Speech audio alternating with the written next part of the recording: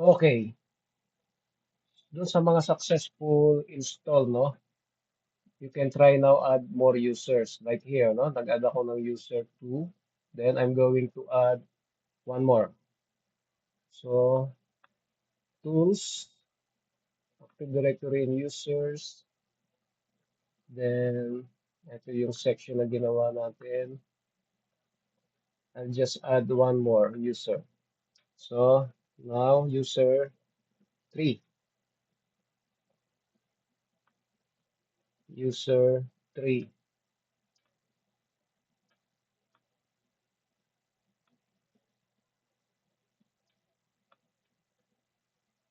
Then same password.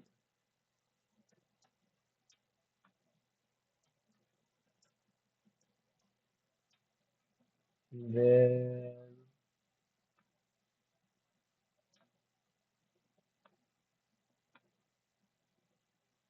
yan. Next. Finish. Okay, meron na akong user 3. Now, punta kayo dito sa kung saan natin ni-redirect, no? Yan, this PC. Yan, meron tayong sariling volume, no? Or partition for further redirection, no? Siya ay nasa drive E, no? Any drive, no? Pwede. As long as naka-separate siya, no? Yan. So, bubuksan ko siya. Folder redirection. Makikita nyo, dalawang user pa lang, no? User 1 and user 2. Now, I'm going to Windows 10. Maglalagin ako as user 2.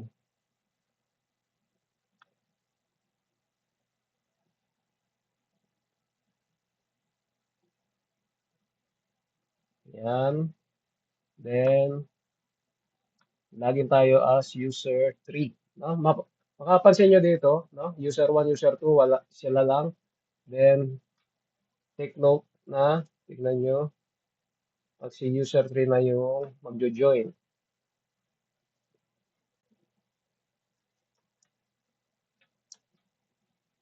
Yan, tignan nyo dito. Ayan, oh, di ba? Nakita nyo? Nag-add si user 3.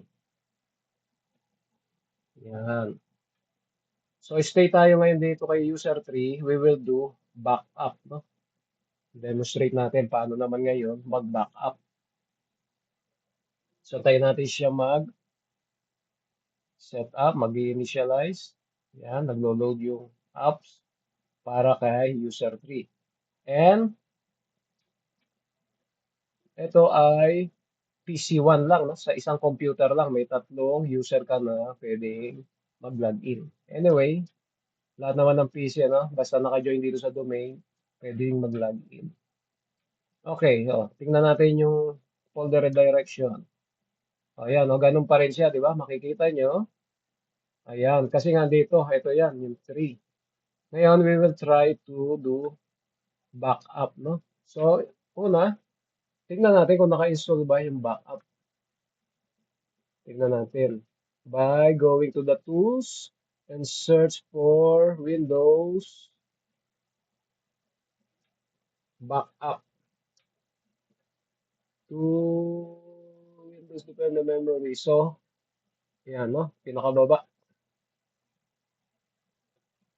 Okay, mukhang naka-install na ata, no? Naka-install.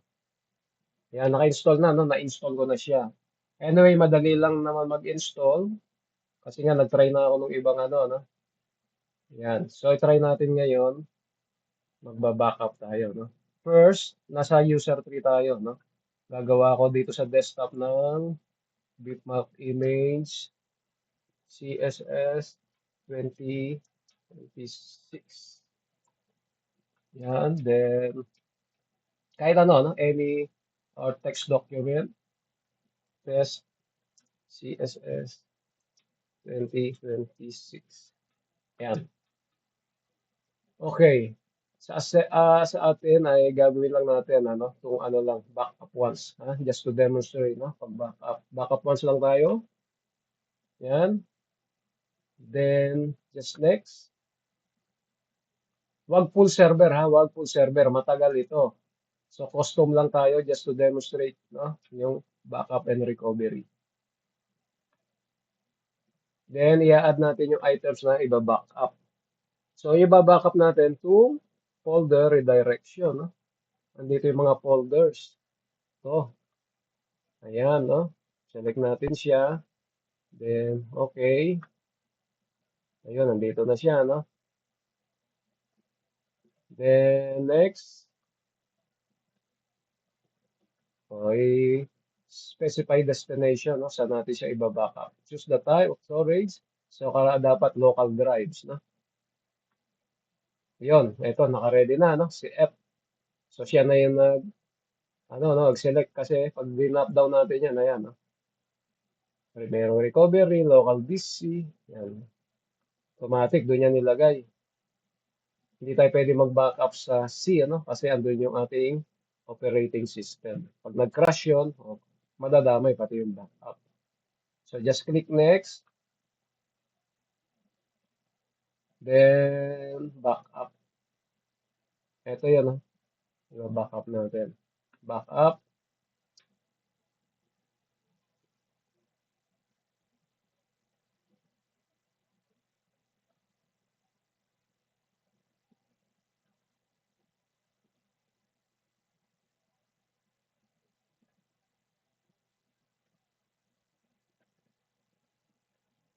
So, ayan, no? 5 KB of 5 KB data transferred, no? Ino-note nyo yan, ha? Ino-note nyo kasi yan yung i-report nyo, no?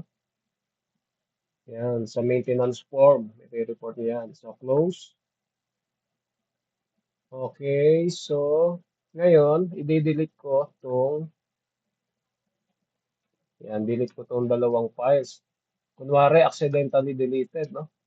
Tapos, pati dito sa recycle bin,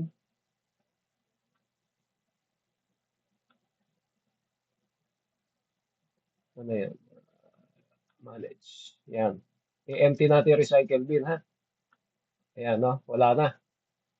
No? Pati sa recycle bin, wala, no? Kaya talaga, hindi na the usual way, hindi siya ma-recover. Wala na rin sa recycle bin. So, try natin kung ma-recover natin, no? Okay, this server. Ito lang naman, dito galing yon. Then, ito yung date, no? Na nag-backup tayo.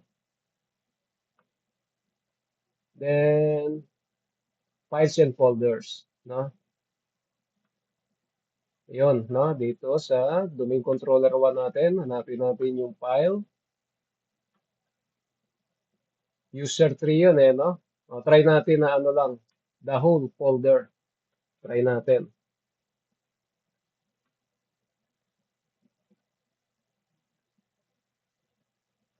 Okay, next. Then, just click recover. Ayun, makita nyo? Ito, no?